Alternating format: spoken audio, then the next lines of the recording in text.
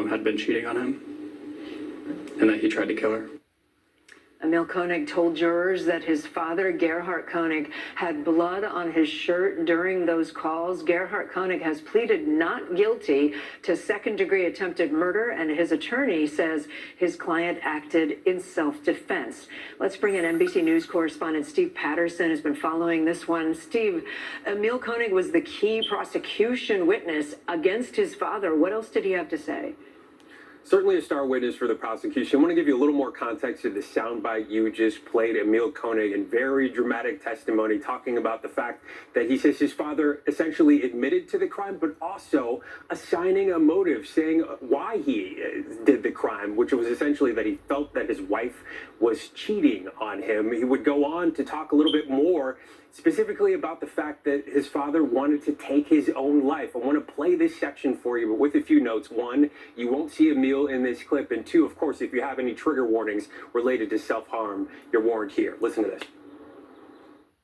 Did the defendant tell you anything about what he planned to do next? During that call, the next plan that he said was to jump off the cliff. And how did you react to hearing that? Told him not to.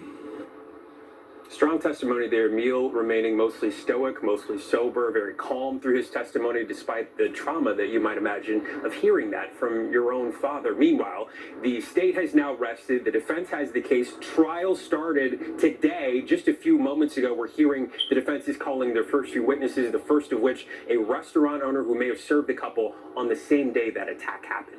Kate? And Steve, Dr. Koenig, the defendant, is expected to take the stand today. What do we think he might say? He is, he's expected to sort of talk about the version of events from the defense's perspective, one that we really haven't heard since opening statements other than the little bits that we get in cross-examination, which is essentially that Ariel, the person who is essentially the victim in this case of that attack on that cliffside, was the one who initiated the attack, right? Their version is that she started the scuffle. It was based on this faltering marriage, this trouble in paradise that the couple was having. They were sort of reconciliating, but things were maybe a little bit worse than expected, that she initiated the attack. She started punching, she started kicking him, and that he retaliated, maybe went a little bit further than expected, but it was her that initiated the attack. We will hear from him hopefully a little bit later on today, maybe tomorrow, and then closing arguments could be as early as tomorrow as well. All right, Steve Patterson keeping a close eye on that. Thank you.